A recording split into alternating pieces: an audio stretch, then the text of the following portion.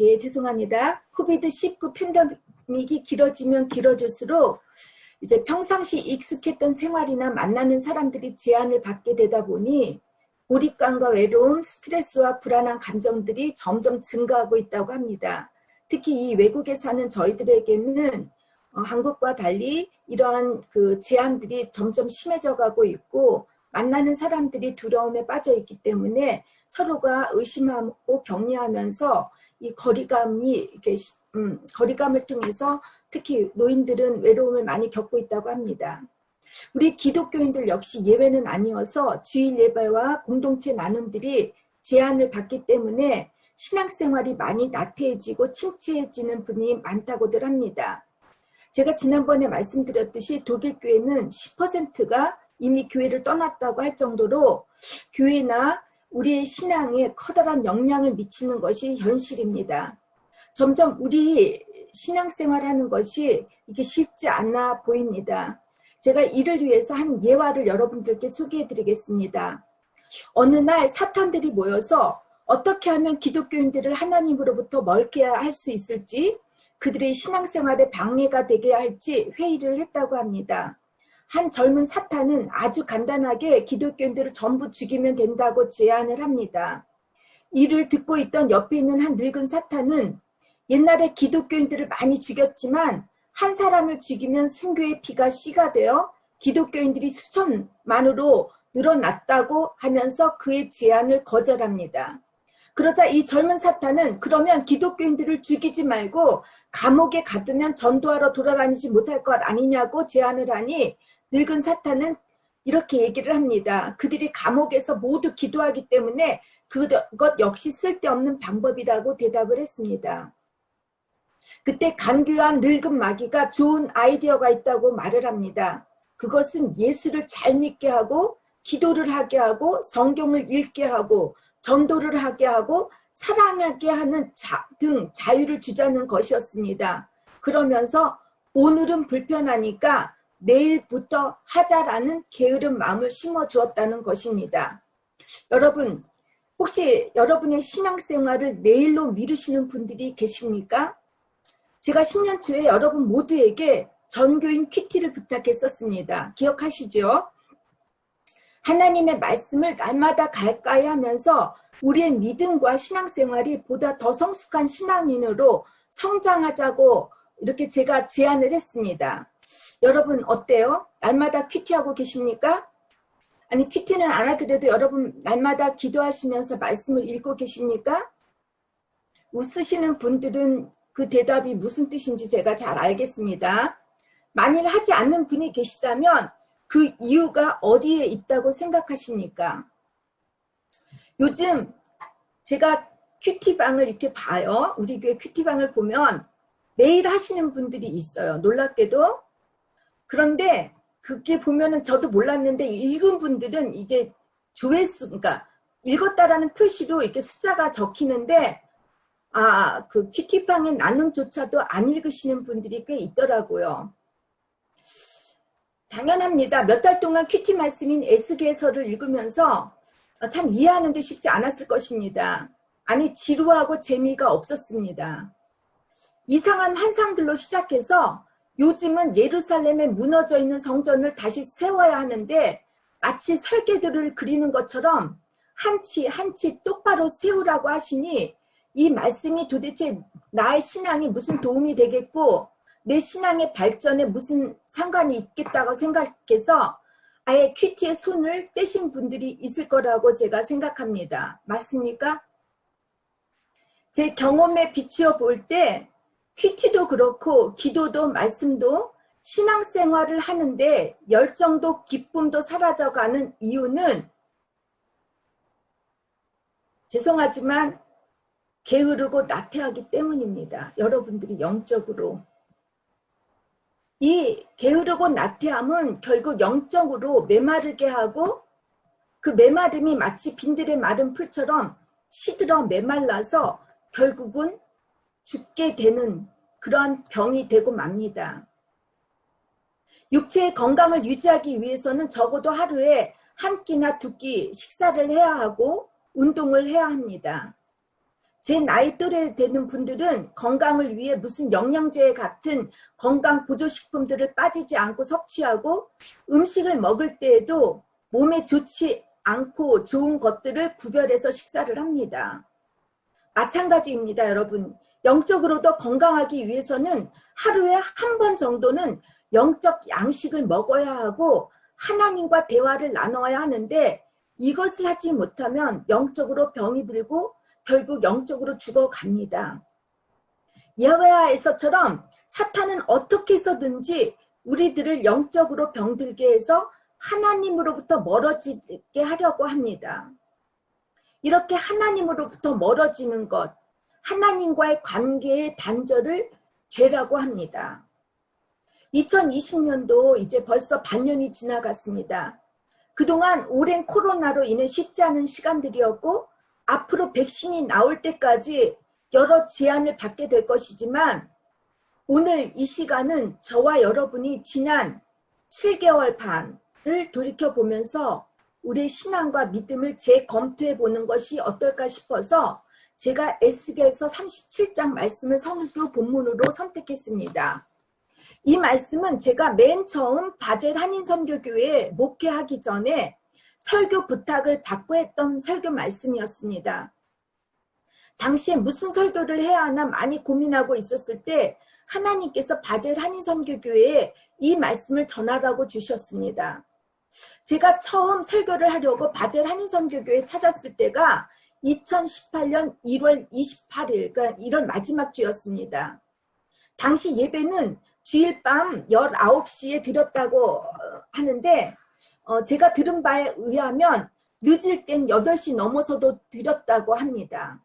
또 아이들이 거의 잠을 자서 잠옷을 입히고 집으로 가는 경우도 있었다고 합니다. 그런데 제가 잊을 수 없는 장면이 있는데 그때 제가 늦게까지 예배를 드리려고 모인 성도님들이 그 추운 겨울에 그분들의 간절한 눈빛과 모습이었습니다. 그런데 안타깝게도 몇 달이 채 못 돼요. 제가 다시 교회를 방문했을 때는 교회의 성도님들은 다 흩어졌고 교회가 없어질 처지까지 놓여 있었습니다. 2016년 5월에 뜻을 같이 하여 모였다고 했던 26명의 교인들 중 3분만이 남았습니다. 이 3분과 후에 교회에 출석하신 2분과 함께 교회를 다시 살리는 것이 주님의 뜻임을 알고 먼저 우리가 회개를 해야 함을 가르쳐 주셨고 계속해서 말씀과 기도만으로 설립을 준비하게 하셨으며 조금씩 그렇게 하다 보니까 사람들이 모여지면서 마침내 저희 교회가 다시 살아나서 세워졌습니다. 지금도 그렇고 앞으로 우리 바젤 한인 선교교회는 살아남으리라고 믿습니다. 믿습니까? 에스겔서는 바벨론의 포로 생활에서 에스겔이 하나님으로부터 받은 환상들과 들은 말씀을 기록한 예언서입니다.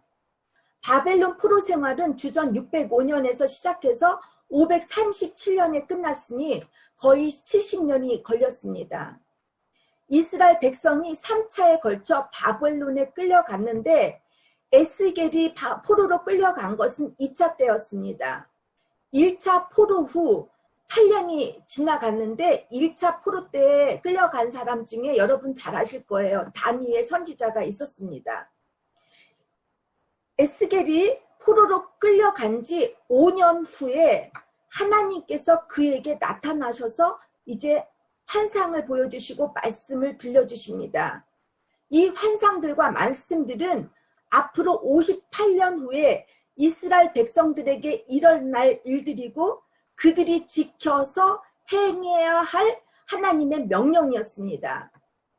바벨론은 유프라데스 강과 티그리스 강이 흐른 지역, 지금의 이라크의 수도인 바그다드 근처 지역에 있기에 물질 문명이 아주 풍요롭고 발달한 곳이어서 포로로 끌려온 이스라엘 민족들은 말로만 포로였지 고국에 남겨져 있는 이스라엘 백성보다 물질적으로 부족함이 없이 배부르고 풍요롭게 잘 살 수가 있었습니다.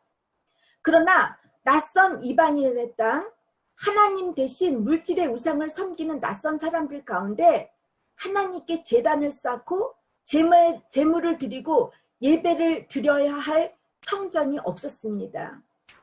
그들이 바벨론 포로로 있는 동안 마찬가지로 고국 이스라엘도 예배를 드려야 할 예루살렘의 성전이 없어졌습니다. 하나님의 성전은 이미 불타서 황폐한 흔적으로 남아 있었기 때문입니다. 하나님께 드려야 할 예배의 성전이 없다는 것은 바로 예배가 죽었다는 것입니다. 영적인 메마름이고 영적인 죽음입니다. 이때 하나님께서는 에스겔을 통해 미래에 있을 성전 재건의 환상을 아주 상세하고 면밀하게 보여주십니다. 지금 일어날 일이 아닌 먼 미래에 일어날 일들을 에스겔이 믿지 못하니까 그가 쇠똥으로 떡을 만들어 먹어야 하는 것부터 에스겔의 아내가 죽는 것까지 몸소 겪게 하시면서 이스라엘을 향한 하나님의 사랑을 포기하지 않으시고 꿈과 소망을 알려주십니다. 하나님께서 보여주신 그 비전 중 하나가 오늘 본문 말씀입니다. 37절 1절에 보니까 에스겔이 환상 속에서 제일 먼저 본 것은 다름 아닌 골짜기에 버려진 마른 뼈들이었고 그 뼈들이 신이 많이 말랐다고 되어 있습니다. 골짜기의 상징은 여러분 아시는지 모르지만 구약 성서를 보면 아골 골짜기를 연상하게 합니다. 아골 골짜기는 여리고를 점령한 이스라엘이 하나님의 말씀을 어기고 전리품을 사유한 아간과 그 가족들을 돌로 쳐 죽이고 전 소유물을 불에 태워 한 곳에 묻고 그 위에 돌무더기를 크게 쌓은 곳입니다. 다른 한편 골짜기는 사람들이 한꺼번에 무더기로 죽어서 파묻은 곳 또는 더 이상 사용할 수 없는 쓰레기를 버리는 곳, 세올이라고 하죠. 혹은 하데스, 지옥이라는 말로도 쓰여집니다. 물질의 풍요는 있는데 영적으로 메말라 있는 앙상한 뼈만 남은 우리들의 모습이 아니겠습니까? 영적으로 죽어있는 하데스 골짜기가 아니겠습니까? 물질은 쌓이면 쌓일수록 만족함이 없어지고 더 다른 욕심을 갖게 합니다. 우리 인간이 물질에 종속되게 만들기에 돈이 신이 되고 우상이 되는 것입니다. 이 돈은 세상에 어떤 세상적 성공이고 권력이고 힘이 되기 때문에 우리의 궁극적 목적은 돈을 잘 버는 것이라고 많은 사람들이 생각을 합니다. 자신도 속고 남도 속이는 서로가 믿지 못하고 경쟁하고 싸우면서 살게 만듭니다. 물질의 탐욕은 사람들과 신뢰와 믿음의 관계를 파괴하고 경쟁을 불러일으키게 하지요. 인터넷 발달이 정보 교환과 지식의 편리함을 가져다 주었지만 어느새 인간이 기계의 지배를 받게 만드는 인터넷 중독에 빠지게 되면서 물질의 노예로 만들어가고 있습니다. 저도 아마 인터넷이 없이 일주일이 살라고 하면 제 손이 조금 떨릴 것 같아요. 저만 그런가요? 구약 성경에서 하나님이 가장 싫어하는 것이 바로 우상을 섬기는 것이었고 이 때문에 이스라엘 백성들은 심판을 받아야 했고 포로로 끌려가야 했습니다. 물질의 가짜 신들인 바알과 아세라, 아스타롯 안에는 모든 인간의 죄악들이 숨겨져 있습니다. 탐욕과 거짓과 음란, 시기와 질투, 분쟁 등입니다. 맞지 않습니까? 오늘날 우리 지구의 많은 나라와 사람들이 물질을 쫓으려 하다가 보니 마침내 생태계의 질서가 무너지고 자연 환경이 파괴되고 또한 세계의 온난화 현상으로 여러 가지 질병과 또한 재해들이 일어나고 있지 않습니까? 이 골짜기에 마른 뼈가 잔뜩 있는데 이들이 심이 말랐다고 합니다. 여러분 인간의 몸에는 206개의 뼈가 있다고 합니다. 뼈에 살이 없다는 것은 이미 오래전에 죽어 있다는 뜻입니다. 마른 뼈라고 하는 것은 이미 죽음의 상태가 아주 오래되었다는 뜻인데 마르다라고 하는 단어는 히브리어로 야비쉬, 실망되다, 시들다라는 뜻입니다. 즉 마른 뼈라는 표현은 회복이 불가능한 인간의 극단적인 절망과 죽음의 상태를 의미합니다. 영적으로 아주 죽어버렸다는 것이지요. 제가 예전에 목회했던 곳이 퍼스트라고 했습니다. 그곳은 지멘스가 또한 그다음 SAP, 그러니까 SAP 그 회사가 있는 곳이어서 많은 엔지니어들이나 매니지먼트들이 많이 살고 있었던 곳입니다. 그리고 그곳에는 땅을 많이 가지고 있는 부자들이 참 많이 살고 있었습니다. 그곳에 가면은 헐리우드의 영화 세트장처럼 아주 예쁘고 멋진 집들이 이렇게 늘려져 있고, 또 그곳을 이렇게 지나다 보면 정원들이 아주 예쁘게 가꾸어져 있습니다. 그런데 제가 그곳에서 놀라웠던 것은 우울증 환자들이 너무 많았다는 것이에요. 그리고 스스로 목숨을 끊는 분들이 참 여럿이 있었습니다. 여러분들 중에 혹시 이 마른 뼈처럼 신앙적으로 영적으로 메말라 가 있고 죽을 것처럼 병들어 있는 분들이 계십니까? 간절함도 열정도 다 사라진 메마른 신앙 상태, 본질을 잃어버리고 종교적 습관에 익숙해져 있어서 예배 또 공동체의 나눔이 도리어 부담이 되고 아무 의욕도 기쁨도 느낄 수 없는 분들이 계십니까? 여러분, 영적인 메마름, 신앙의 게으름이나 나태함은, 또 편안함은 우리 신앙인의 목적인 사명과 상관이 있습니다. 왜 우리가 무엇 때문에 하나님을 믿고 신앙생활을 하며 살고 싶은지 목적과 사명이 불분명해지고 불확실해지면 요한계시록 3장 15절의 말씀처럼 그 라오디아 교회의 교인들처럼 우리의 신앙생활이 또 상태가 차지도 뜨겁지도 않게 되며 영적으로 병들어 죽어가고 있다는 것입니다. 또한 신앙의 나태함과 게으름은 우리의 신앙생활을 어디에 맞추는가와 상관이 있습니다. 내 생활 리듬에 내 신앙생활을 맞추다 보면 아까 제가 예화를 드렸던 것처럼 내 생활이 바쁘고 계속 미루다 보면 그 영적 리듬이 깨지게 되고, 그리고 영적 리듬이 깨지다 보면 신앙생활의 기쁨이나 열정을 잃어버리게 됩니다. 하나님께서는 그러나 이 메마른 뼈에게 이렇게 말씀하십니다. 5절과 6절 말씀입니다. 주 여호와께서 이 뼈들에게 이같이 말씀하시기를 내가 생기를 너희에게 들어가게 하리니 너희가 살아나리라. 너희 위에 힘줄을 두고 살을 입히고 가죽을 덮고 너희 속에 생기를 넣으리니 너희가 살아나리라. 또 내가 여호와인 줄 너희가 알리라 하셨다 하라. 놀랍게도 하나님께서는 이 마른 뼈들, 아주 오래전에 죽어버린, 영적으로 죽어버린 이 뼈들이 살아날 것이라고 말씀하십니다. 하나님께서 이 뼈를 소생시키는데 생명의 외적 형태에서 생기를 불어넣기까지 이 절차 과정을 소개해 주십니다. 처음에 힘줄을 두고, 힘줄은 여러분 근육과 뼈를 잇게 해서 관절이 움직이도록 하는 것입니다. 또 살, 바사르라고 하죠. 이 살은 신체의 내부의 장기들을 보호합니다. 그 다음 가죽, 피부, 오르예요. 이 오르를 덮고, 피부는 장벽과 같은 역할을 해요. 온도, 박테리아나 화학 물질, 햇볕 등으로부터 외부에서 오는 것들을 로부터 신체를 보호합니다.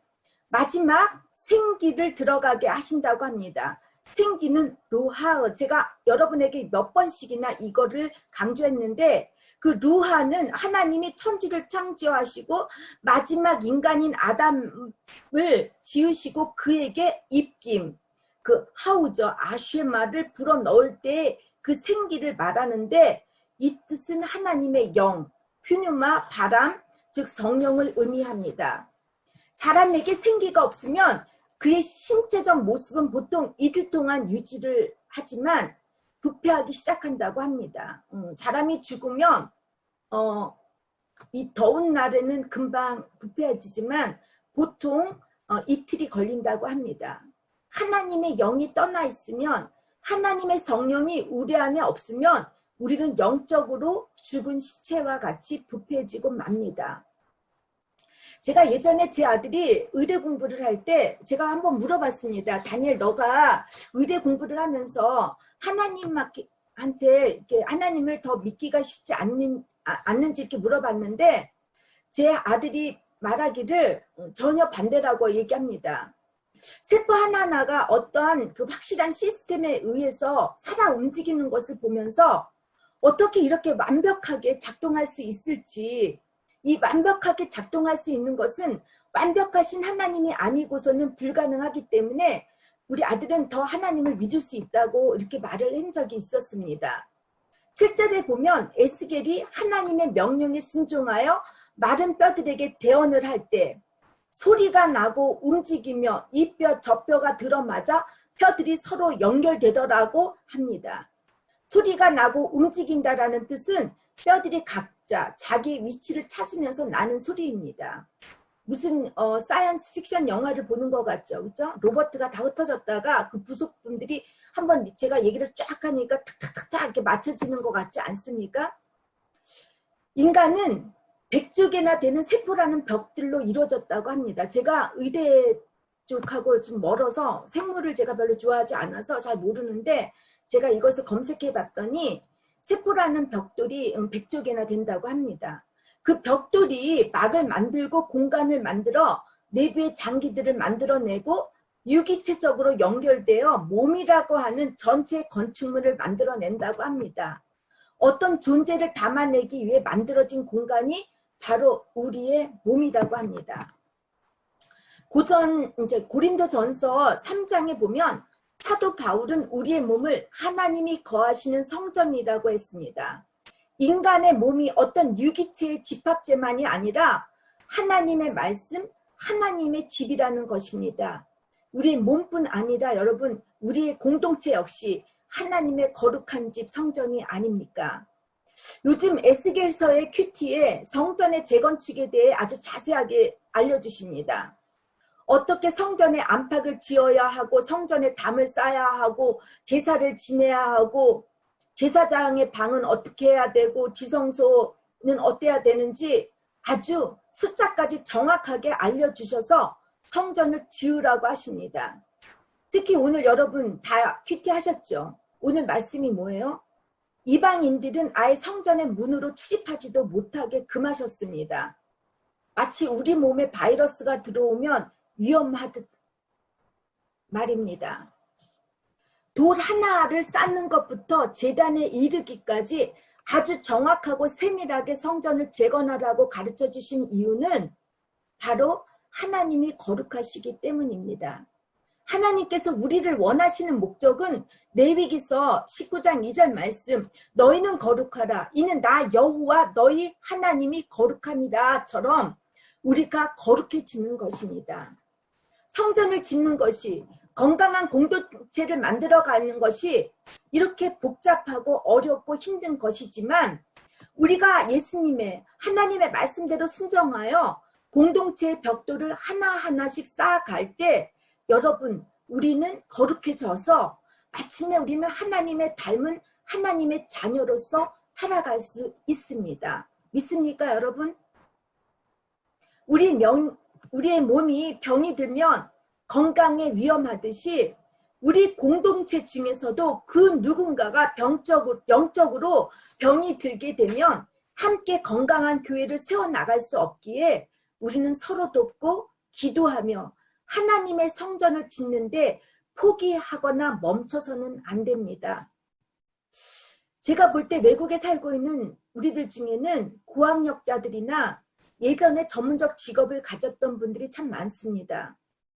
그런데 특별히 여성분들 중에는 언어의 장벽뿐 아니라 아이들의 양육 때문에 외국 시간이 아주 길어지면 길어질수록 자신의 정체성을 잃어버리고 우울증에 빠지게 되고 신앙인들 중에는 많은 분들이 열정도 기쁨도 없어서 간신히 신앙생활하는 분들이 참 많이 있습니다.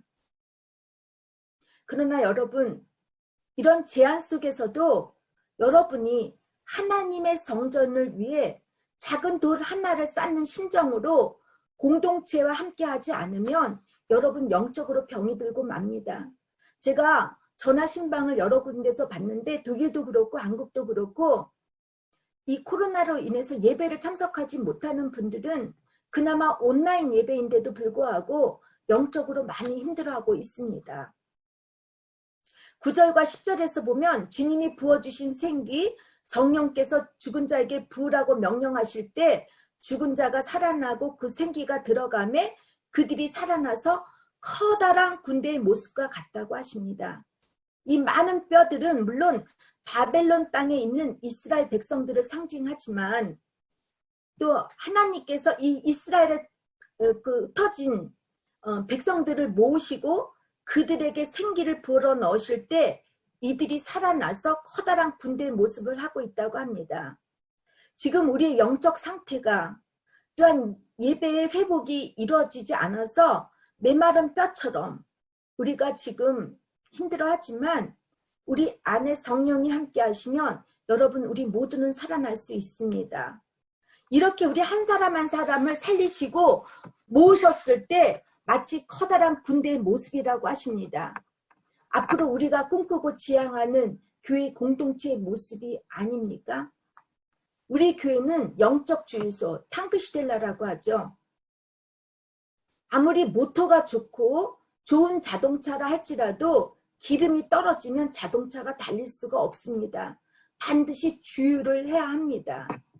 스위스, 프랑스, 독일 곳곳에 흩어져 있는 목이 마르고 지치고 상해 있는 영혼들이 있습니다. 제가 주중에 어느 한국분을 만났는데 이분이 스위스에서 살고 계시는 여러 한인분들에 대해서 얘기를 했습니다. 그들 중에는 신앙인들이 꽤 있는데 많은 영적으로 힘들어하는 모습들을 제가 들었습니다. 신앙적으로 영적으로 병이 들어 죽어가는 영혼들이 저희 교회 공동체 예배를 통해 말씀과 기도 그리고 우리들의 나눔과 사랑으로 하나님의 루하우 그 생기를 받고 살아나길 주님의 이름으로 축원합니다. 지난주 이미경 집사님께서 저를 방문하셔서 우리 교회 온라인 예배를 함께 참석하셨습니다. 예배를 마친 후 이미경 집사님이 제게 이런 말을 하시더라고요. 우리 예배가 다른 어떤 교회의 예배와 뭔가 다르다고 하셨습니다. 말씀과 기도가 살아있는 교회처럼 느껴지고 우리 교회 자체가 참 은혜스럽다고 하셨고 여러분들의 얼굴 표정이 너무너무 좋아 보인다고 하셨습니다. 비록 설립한 지 2년밖에 안 된 우리 교회 공동체의 모습입니다. 지금은 작고 뭔가 부족함이 많아 보일 수 있습니다. 제가 여전히 연약하고 부족함이 많고 멋진 언어 유희로 말씀을 전하지 못하는 목회자이고 또 우리 교회가 멋진 프로그램이나 특색 있는 이벤트로 사람들을 모으지는 못하고 전도도 못하지만 저는 그동안 우리 교회를 스쳐 지나간 분들 중에 영적으로 메말라 있었던 분들이 다시 살아나는 것을 경험할 수가 있었습니다. 여러분들도 그런 분들을 보았을 것입니다. 저는 앞으로 저희 교회가 본질을 잃어버려서 하나님의 영이 떠나는 공동체가 되지 않기를 바랍니다. 교회로 인하여 영혼이 시험이 들고 영적으로 죽어가는 교회가 아니라 메마른 영혼이 도리어 살아나고 그 살아난 사람들이 100, 1000, 만을 감당할 수 있는 여러분 각자가 되시기를 주님의 이름으로 축원합니다. 믿습니까? 다 같이 아멘 해주시기 바랍니다. 저는 이제 지금까지 감사합니다. 저는 이제 지금까지 살아온 나이보다 앞으로 살아갈 나이가 점점 줄어들고 있습니다. 제 마지막 소원이고 바람이라면 저희 교회가 평신도가 정말 중심이 되고 모든 한 사람 한 사람이 제사장이 되어 교회 공동체를 세우는 그런 교회가 되었으면 합니다. 본질, 하나님의 성전, 하나님의 거룩함이 나타나는 이 본질에 충실하고 이 공동체의 나눔을 통해 여러분 모두가 행복을 경험하고 또한 기쁨을 경험하며 신앙생활이 재미있고 행복한 건강한 교회를 세워나가기를 주님의 이름으로 부탁드리고 축원합니다. 그리고 저는 이런 꿈을 꾸릴 때마다 마음이 설레이고 기쁩니다. 물론 제가 독일 교회와 한인교회를 양쪽 교회를 섬기는 것이 쉽지 않고 힘이 들지만 그러나 분명 하나님께서는 저에게 이 꿈을 그릴 때마다 이 비전을 볼 때마다 기쁨을 주시고 설레임 마음을 주셨습니다. 이번 한 주는 여러분 부탁드립니다. 여러분들이 왜 이곳에 오셔서 프랑스나 스위스나 독일에 살게 하셨는지, 무엇 때문에 여러분이 인생을 살아야 하는지 여러분의 인생의 목적을 다시 한번 물어보시고 재확인해 주시기 바랍니다. 어린 아이들은 꿈이 많아요. 그 꿈이 많을 때 이 아이들 중에서 특히 청소년들의 꿈들 중에는 하나님이 항상 들어가 있어요. 저는 하나님을 위해서라고 해요. 우리는 점점 하나님을 위해서라기보다는 나를 위해서 살려고 하지 않습니까? 내 가족, 내 자녀, 내 주변 사람들을 위해서 살려고 하는데 여러분 물론 다 그것도 하나님을 위한 것이지만 여러분들의 꿈속에 비전 속에 하나님이 정말 존재하고 있는지 한번 확인해 주시기 바랍니다. 제약이 있다는 걸 알아요. 언어적, 환경 모든 것이 제약이 있다고 하는데 여러분 하나님은 사명을 갖고 있는 자에게 일하는 수에게 이거를 씌우지 않듯이 사명을 갖고 있다고 하나님의 꿈을 꾸는 자애들에게는 하나님이 멈추게 하지 않으십니다. 우리가 나이가 많다고요? 아니면 언어가 부족하다고요? 아이가 있고 상황이 여유가 없다라고요? 다 핑계입니다. 여러분들이 머물고 있으면 신앙적으로 영적으로 우울에 빠집니다. 여러분들은 오늘부터 이렇게 기도해 주시기 바랍니다. 주님, 제가 부족하지만 저의 사명을 알려주시옵소서. 하나님의 나라를 세우는데 쓰임 받기를 원합니다라고 기도해 주시기 바랍니다. 이 약속을 지켜주시겠습니까? 지켜주시겠다고 하시는 분들은 모두가 아멘이라고 크게 목소리를 내어주시기 바랍니다. 아멘. 이제 9월부터 코로나의 제한을 받지 않고 우리가 다시 만나서 예배를 드릴 수 있는 처소가 구해지기를 기도합니다. 제가 지난주 주일날 여러분들에게 알려드렸듯이 그 독일에 스위스에 있는 리엔에 있는 교회의 홀더 목사님하고 컨택을 했는데 감사하게도 지난주에 메일을 받았어요. 그런데 제가 여행 중에 있었기 때문에 출타 중에 있었기 때문에 이분 목사님이 목요일날 만나자고 했는데 제가 목요일날 집에 오는 바람에 만나지 못해서 제가 다시 메일을 보냈습니다. 아직 연락은 없지만 여러분들 교회는 인간의 힘으로 세워지는 것이 아니에요. 그러면 금방 없어져요. 친교 단체가 돼서는 안 돼요. 본질이 앞서는 교회가 되었으면 좋겠습니다. 그리고 저는 제가 독일 교회 사역을 하고 왜 한인교회를 사역하게 했는지 이제 알 것 같아요. 너무 우리가 한국적으로 빠지다 보면 내 교회, 여기만 멈추게 되는데 우리 아이들은 이제 이중 언어, 이중 문화로 자라게 되어 있기 때문에 저희 교회가 이 한인교회로서 외국에 있는 교회들과 협력하여 그들의 문화를 우리가 받아들이고 우리의 신앙의 문화도 전해줘야 된다고 저는 생각합니다. 제가 주중에 정경 공부를 인도했어요. 독일 교회. 그리고 이분들에게 성만찬을 이제 코로나 때문에 성만찬을 독일 교회에서 할 수 없어서 이분들에게 성만찬을 베풀었는데 많이들 우셨어요. 그 중에 이제 신앙이 좋은 저의 사역을 많이 돕고 있는 두 분들이 제게 뭐라고 얘기를 하냐면 경이 우리 독일 교회를 떠나고 싶다는 말씀을 전해주세요. 영적으로 너무 고갈되었다라는 거로 이렇게 말씀을 해주셨는데 제가 그 말씀을 제가 이해는 할 수 있지만 제가 그분들에게 그랬어요. 우리들이 늘 받으려고만 하면 영적으로 고갈될 수밖에 없다고 얘기를 했어요. 너희들이 아무리 좋은 교회를 찾아도 영적으로 우리가 고갈될 수밖에 없기 때문에 사명을 생각해 보라 그랬어요. 너희들의 목적이 뭔지. 너희들이 80이 넘고 너희들이 지금 30살이 넘어 다 안정되어 가지만 그러나 너희들의 사명이 누구는 정말 돈을 들여서 가면서 아프리카 여러 군데로 선교사로 가는데 이 독일교회 지금 10%가 빠져나가고 해마다 2%가 교인들이 줄어든다고 할 때 이런 교회가 너희들의 선교지가 되지 않아야 되느냐고 제가 이렇게 얘기를 했고, 제가 이제 9월부터 이 독일 교회에서도 제가 열심히 사역을 하려고 합니다.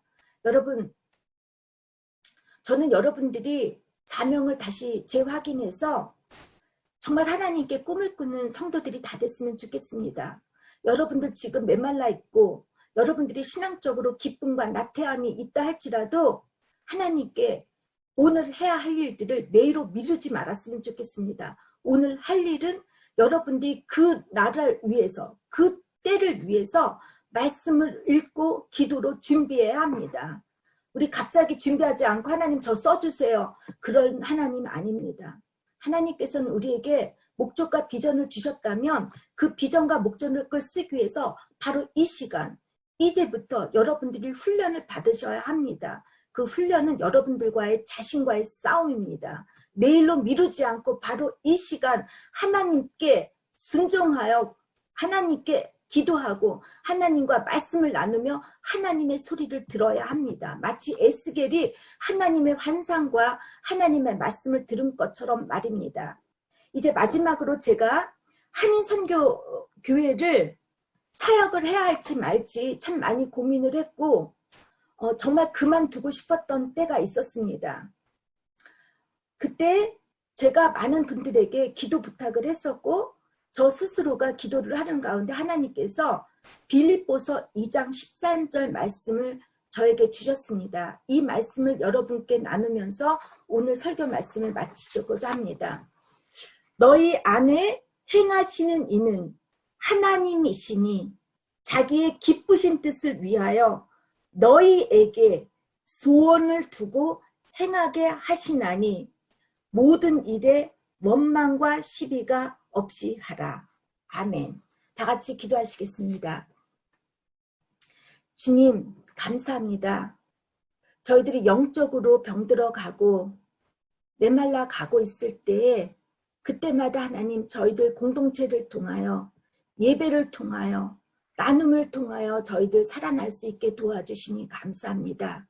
이제 반년이 지나간 이 시간 이제 저희들의 사명이 하나님 나라를 세우는데 우리의 2세, 3세 저희 교회가 오랫동안 세워나가고 하나님 이곳에서 우뚝 서서 선교와 복음의 사명을 잘 감당할 수 있는 그런 교회가 될 수 있도록 저희들 주님 그 꿈과 비전을 허락하여 주시옵소서. 하나님 우리 오늘 예배 참석하지 못한 분들 중에 영적으로 지금 힘들어하고 있는 분들이 있습니다. 메말라 가가 있고 정말 이것도 저것도 아닌 찼지도 덥지도 않고 여러 가지로 힘들고 있는 분들이 계십니다. 이 시간 주님께서 그들에게 찾아가 주시고 한 사람 한 사람 주님의 루하우 생기를 부어 주시옵소서. 그래서 그들이 다시 살아나서 우리와 9월에 다시 있을 그 예배를 통하여 우리들이 기쁨으로 하나님께 영광을 돌리며 저희 공동체 안에 주님의 영광이 떠나지 않기를 소망하고 기도합니다. 들어주시옵소서. 이 꿈을 저에게 주셨고 또한 이 마음, 기쁜 마음을 저희들에게 소원으로 주셨사오니 이 일을 저희들 멈추지 않고 잘 해나갈 수 있도록 힘과 또한 기쁨과 소망을 허락하여 주시옵소서. 예수님의 이름으로 기도드렸습니다. 아멘. 무엇보다도 지금 인도네시아 그 섬에 있는 우리 선교사님과 그 선교사님이 섬기는 그 곳에 있는 많은 사람들을 주님 불쌍히 여겨 주시옵소서. 참으로 마음이 아픕니다. 주님 구원의 손길을 곳곳에서 보내주셔서 어린 아이들의 분유조차 없는 그곳에 먹을 양식과 그들이 정말 걱정 없이 잘 수 있는 그런 환경을 허락해 주시고 코로나 확진자가 하나님, 가난한 자들에게 있을 때 얼마나 그들이 당황하겠습니까? 성령님 꼭 치료해 주시고 우리 선교사님 지치지 않도록 붙잡아 주시옵시고 도와주시옵소서. 저희들이 하나님 그런 곳에 소식을 들을 때 우리들의 편안함에 나태함으로 빠지지 말게 하시고 같은 마음으로 기도하는 하나님의 자녀들이 다 될 수 있도록 함께하여 주시옵소서. 특별히 우리 레오 이제 기타에 다니고 있는데 지금은 양을 위해 목숨을 바치신 예수 그리스도의 은혜와 하늘과 땅의 주인이신 지극하신 하나님 아버지의 사랑하심과 성령의 감화와 감동하심과 인도하심이 이제로부터 영원히 함께 하시기를 간절히 축원하옵나이다. 아멘.